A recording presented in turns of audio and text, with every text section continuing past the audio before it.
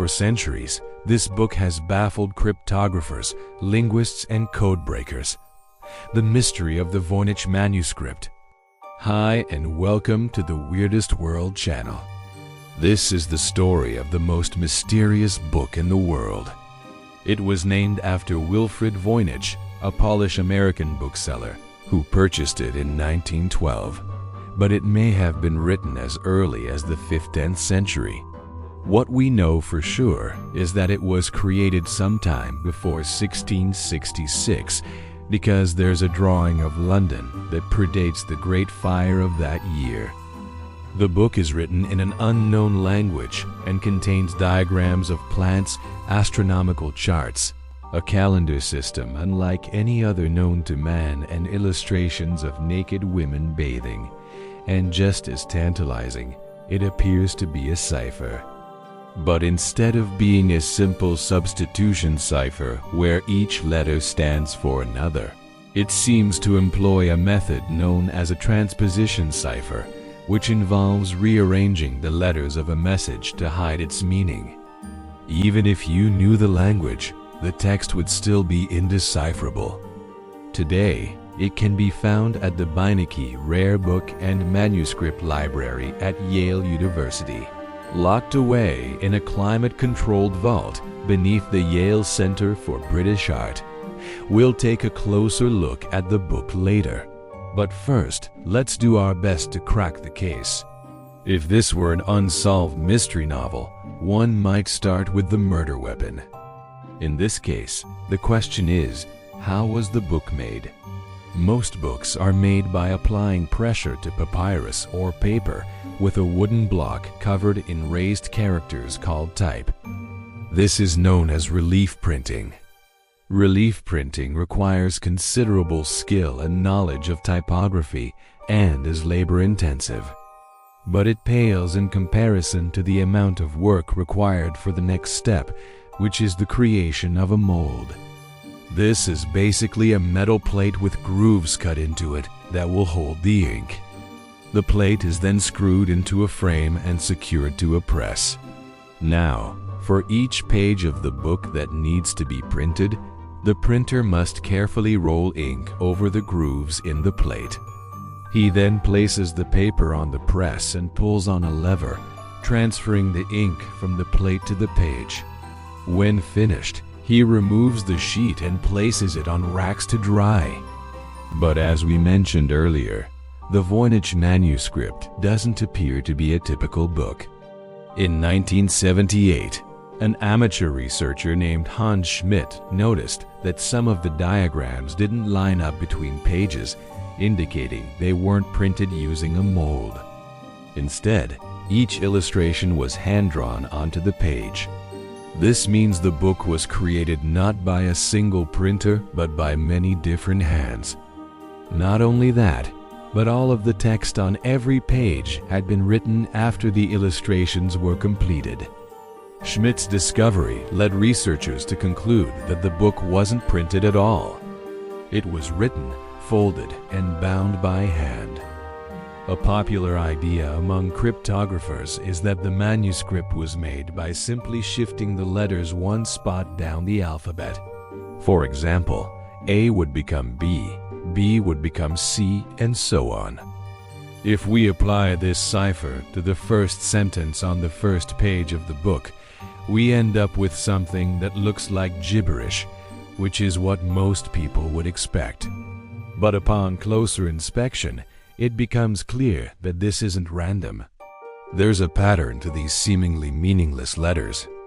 Let's consider the most common letter in the English language, E. In this passage, we see it represented 4 times. If we go back to our cipher wheel and move forward 1 letter for each E, we get the word herb. Not too shabby. Let's try it again. This time with the second most common letter in the English language, T. Using our cipher wheel, we get the word there. It's starting to look like this may be a viable theory. However, when we try it again with the letter A, we get hour. This doesn't make sense. If the book was written in a cipher, Why wouldn't it be consistent?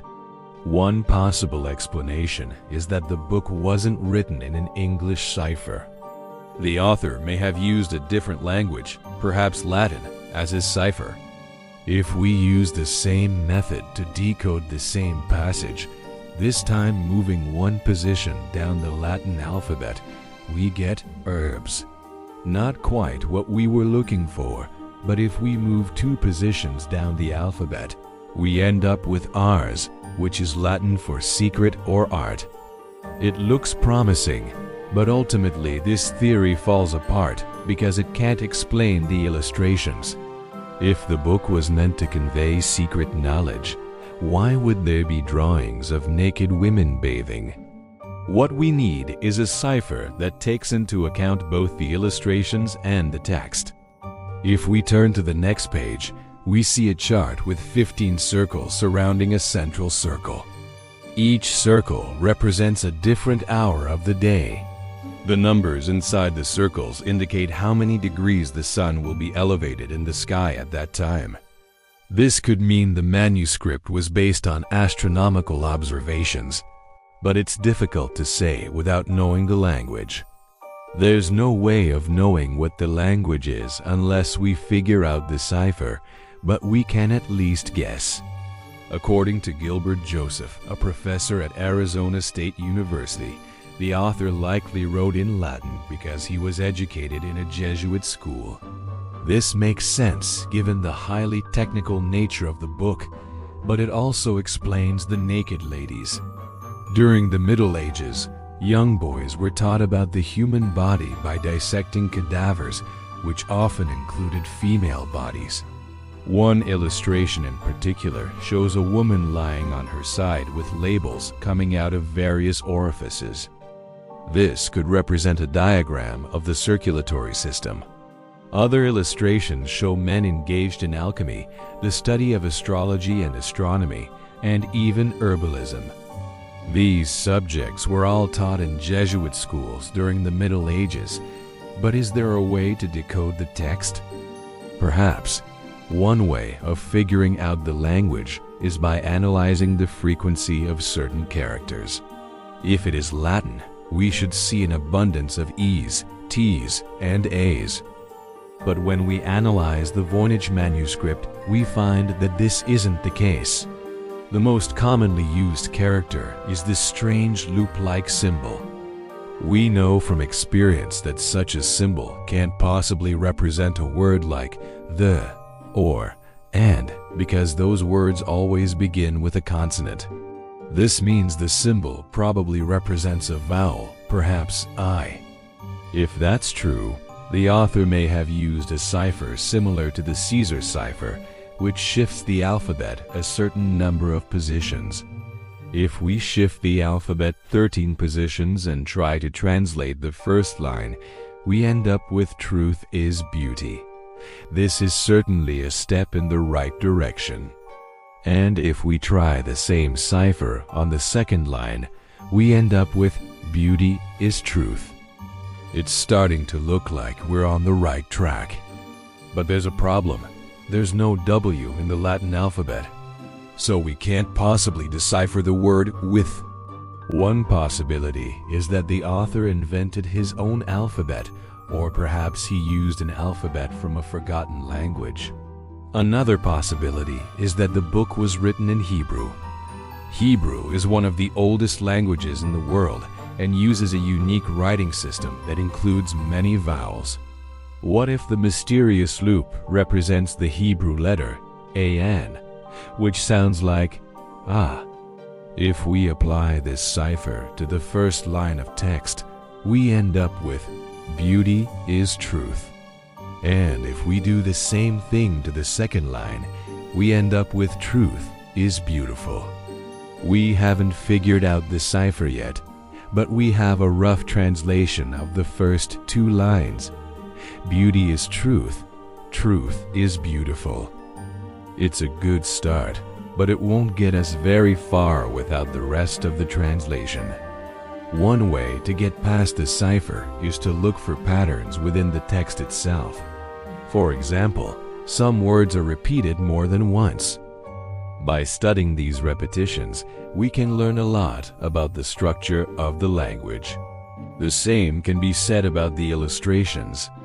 Many of the plant diagrams appear to follow a certain structure, suggesting there's a relationship between the placement of the illustration and the text on the page. This theory is supported by the fact that the text and illustrations on the opposite page seem to correspond. We don't know exactly what these structures mean, but that doesn't really matter because the answers are literally written on the page. The trick is learning the author's logic. Once we understand how he arranged the text and illustrations, we should be able to decode the entire book. Unfortunately, we haven't gotten that far. Some believe the Voynich Manuscript is a hoax, while others believe it contains undiscovered knowledge that's been hidden from us for centuries. Either way, it remains one of the greatest mysteries of our time. So what do you think?